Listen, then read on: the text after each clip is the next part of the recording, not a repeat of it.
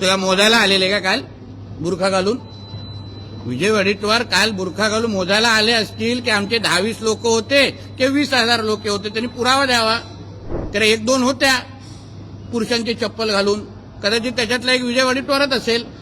याला जरूरचा बोलतो विजय वडेट्टीवारांनी देखील आरोप केलेला आहे की 10-20 महिलांचा तुम्ही मोर्चा काढून कुठेतरी राजकीय. तुला मोजायला आलेले का काल बुरखा घालून? विजय वडेट्टीवार काल बुरखा घालून मोजायला आले असतील की आमचे 10-20 लोक होते की 20,000 लोक होते, त्यांनी पुरावा द्यावा. तर 1-2 होत्या पुरुषांची चप्पल घालून, कदाचित त्याच्यातला एक विजय वडेट्टीवारच असेल. शाहीनबागमध्ये जो आरोपी आहे त्याचं कनेक्शन आहे ते काचेशी असं म्हटलं जातं. नागपूरची जी एकजूट आहे. अहो, हे जेवढे अतिरेकी आहेत ते सगळे हिरवेच आहेत, हिरव्या रंगाचेच असतात.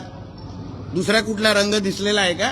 मग कॉर्पोरेट जिहाद पासून अतिरेकी पासून कोणाचाही रंग बघितला तो हिरव्यावरच थांबतो. तर त्याच्यामध्ये नवीन आश्चर्य वाटण्यासारखी काय गोष्ट आहे? ओरसगावचा एक विषय आहे, तिथे टोल नाका परत एकदा सुरू करायचा स्वप्न सांगितलं जातं. तुम्ही अनेकांनी तिथे विरोध केला. असं नोटिफिकेशन आलेलं असं आम्ही ऐकतोय, त्याच्याबद्दल आपण अभ्यास करू आणि जे लोकभावना आहे त्याचा आदर करून आम्ही भूमिका घेऊ त्याच्यात काय विषय आहेत ते नाही. उद्धव ठाकरेंनी या सगळ्या संदर्भात बोलताना सरसंघचालक पासून ते संपूर्ण भाजप, म्हणजे आम्ही काही बुरखा घालत नाही त्यामुळे आमचे बुरखे काढण्याची वेळ येणार नाही, जी थेट टीका संघापासून ते भाजपवर केली आहे. हो, पण ज्याच्या राजकीय धर्मांतर झालेला आहे, ज्याला आता हिंदू मानत नाही, तो काय दुसऱ्या हिंदूंवर टीका करतो? तो आता 5 वक्त नमाजी म्हणजे उद्धव खान आहे. तो आमच्यात राहिलेला नाहीये म्हणून त्यांनी आम्हाला हिंदुत्वाचं सर्टिफिकेट उद्धव ठाकरेंनी तरी देऊ नये. सर, मालेगाव बॉम्ब ब्लास्ट करून काँग्रेसने भगवा दहशतवादाचं वक्तव्य केलं होतं. आता कोर्टाने या सर्व आरोपींची निर्दोष मुक्तता केलेली आहे. मालेगाव आजच निकाल लागेल.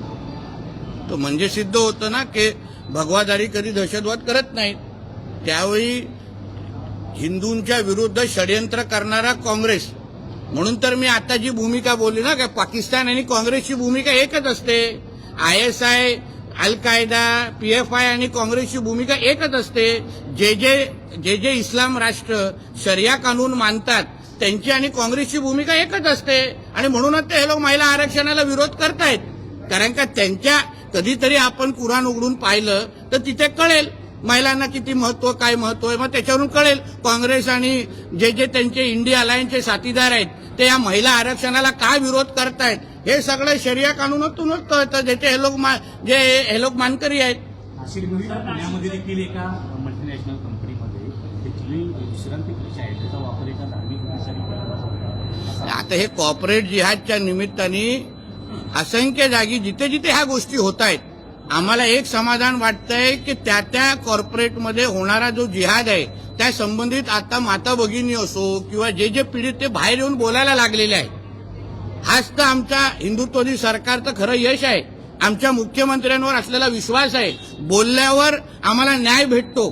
ही जी भूमिका, हा जो विश्वास आमच्या त्या कॉर्पोरेट कंपनीमध्ये पीडित लोकांचा आहे ना, तोच आमचं खरं यश आहे. त्यांनी अजून येऊन बाहेर बोलावं.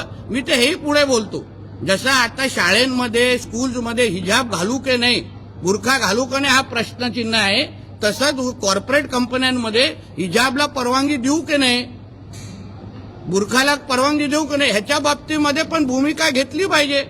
कारण का नेमकं आपण हिजाब घालायला देतो, बुरखा घालायला देतो, त्याच्यामुळे बाकीच्या लोकांना पण बुरखा घालण्याची जे काही जबरदस्ती चालू आहे ना ते त्या निमित्ताने बंद करावं.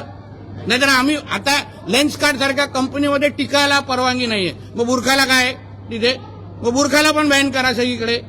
कॉर्पोरेट कंपनीमध्ये बुरखा घालू नये ही अशी भूमिका घेण्याची वेळ आलेली आहे.